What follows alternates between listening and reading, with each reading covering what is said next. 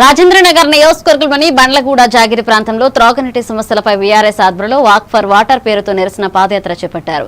BRS incharge Patolla Karthik Reddy నేతృత్వంలో జరిగిన ఈ కార్యక్రమంలో కాలనీ అసోసియేషన్లు, స్థానికులు పెద్ద సంఖ్యలో పాల్గొని ప్రభుత్వం వెంటనే నీటి సమస్యను పరిష్కరించాలని డిమాండ్ చేశారు. ప్రజలకు నిరంతర త్రాగునీటి సరఫరా కల్పించాలని కార్తిక్ రెడ్డి ప్రభుత్వాన్ని కోరారు.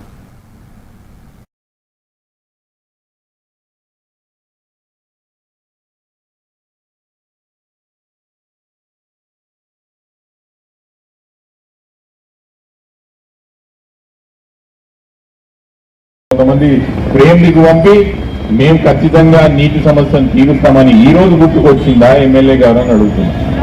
ఈ రోజు గుర్తుకొచ్చిందా మీకు? మేము 10 ట్యాంకర్లు చూసినాం, వాటర్ ట్యాంకర్. మళ్ళీ సామాన్య మధ్యతరగతి పేద కుటుంబాలు జీవిస్తున్నటువంటి మన ప్రాంతంలో రోజు ఒక ట్యాంకర్ పోసుకుంటే 1000 రూపాయలు అవుతుందా కదా? సార్ గండిపేట పెట్టుకొని ఆ నీళ్లను కాపాడాల్సిన మనం, నీళ్లను సంరక్షించాల్సింది, చెరువులను సంరక్షించాల్సింది మనము. కానీ ఇన్ని సంవత్సరాల నుంచి బీఆర్ఎస్ పార్టీ నెగ్గుతుంది. అధికారంలోకి వచ్చిన తర్వాత ఆ 2 చెరువుల సంపూర్ణమైన ప్రాథమిక హక్కు మనమే కలిగించుకుంటాం. గుంజుకొని నీళ్లు తాగుతామని చెప్తున్నారు.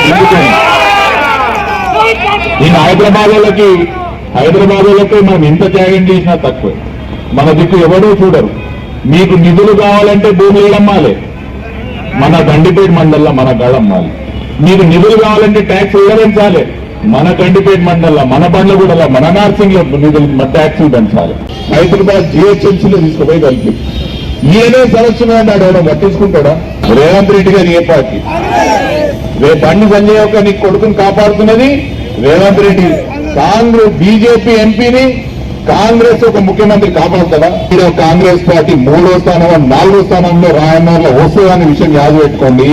కాలం తెలిపోయింది. ఈయన నాయకత్వం మారబోతున్నది, కొత్త నాయకత్వం వస్తుంది. ఈ సమస్యల పట్ల పోరాటం చేస్తాము.